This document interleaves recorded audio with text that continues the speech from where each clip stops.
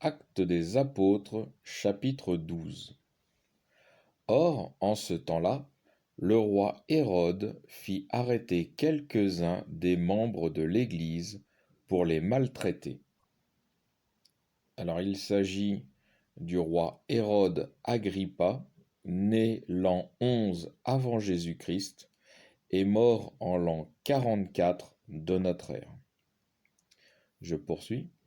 Il fit mourir par le glaive Jacques, le frère de Jean. Donc Jacques, c'est l'apôtre Jacques, frère de Jean, fils de Zébédée. Je poursuis verset 3. Voyant que cela était agréable aux Juifs, il ordonna encore l'arrestation aussi de Pierre. C'était pendant les jours des Azim.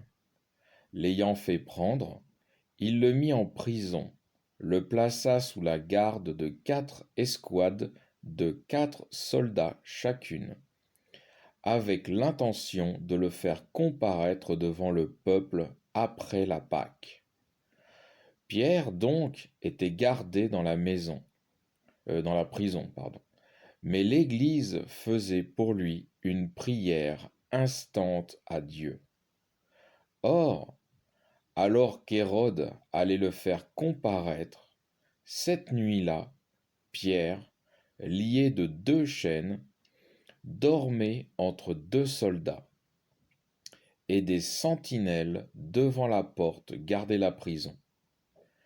Et voici que survint un ange du Seigneur, et qu'une lumière resplendit dans le cachot.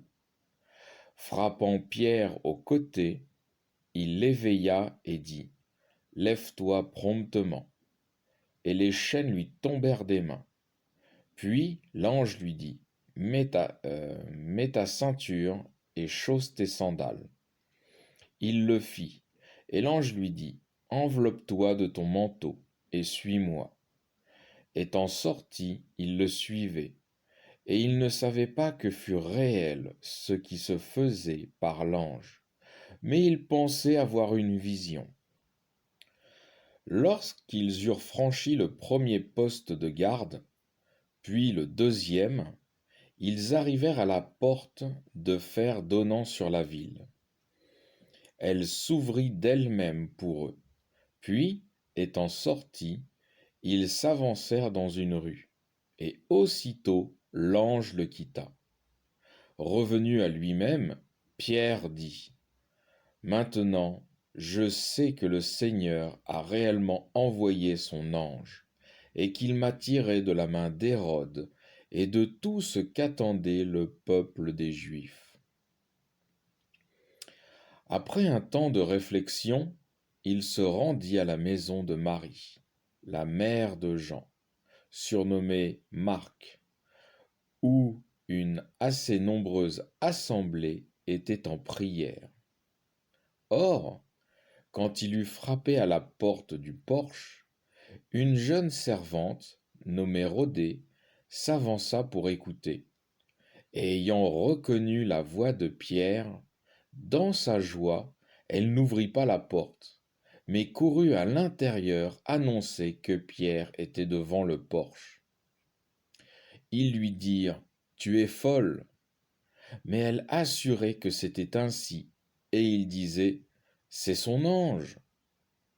Quant à Pierre, il continuait de frapper. Lorsqu'ils eurent ouvert, en le voyant, ils furent saisis de stupeur. Mais lui, de la main, leur fit signe de se taire, et il leur raconta comment le Seigneur l'avait mené hors de la prison. Et il dit : « Annoncez cela à Jacques et aux frères. » Puis il sortit et s'en alla dans un autre lieu. Alors ce Jacques-là, c'est pas l'apôtre Jacques, puisqu'il est mort, Hérode l'a fait tuer. Celui-ci, c'est le frère de Jésus, fils de Marie et de Joseph. Donc je poursuis verset 18. Or, le jour venu, ce ne fut pas petite agitation parmi les soldats pour savoir ce que Pierre était devenu. Mais Hérode l'ayant fait chercher ne l'ayant pas trouvé, procéda à l'interrogatoire des sentinelles et ordonna qu'on les conduire au supplice. Ensuite, il descendit de Judée à Césarée, où il séjourna. Or, il était fort irrité contre les Tyriens et les Sidoniens. Eux, d'un commun accord, se présentèrent à lui, et après avoir gagné Blastus, le chambellan du roi, ils demandaient la paix, parce que leur pays tirait sa subsistance de celui du roi. Au jour fixé, Hérode, revêtu d'un costume royal et assis sur l'estrade, les haranguait. Alors, haranguer, ça signifie adresser un discours solennel, soit à une personne dont le rang ou la dignité est élevé, soit à une assemblée. Dans ce cas-là, on va voir que c'est une assemblée. Donc je reprends verset 21. Au jour fixé, Hérode, revêtu du costume royal et assis sur l'estrade, les haranguait.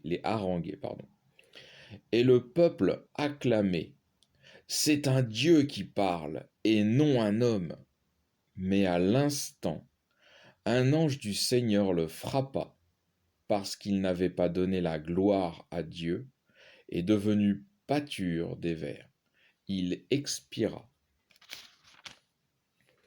Cependant, la parole de Dieu se répandait et progressait. Barnabé et Saul, après s'être acquittés de leur service, s'en retournèrent de Jérusalem, ayant pris avec eux Jean surnommé Marc. Fin du chapitre 12.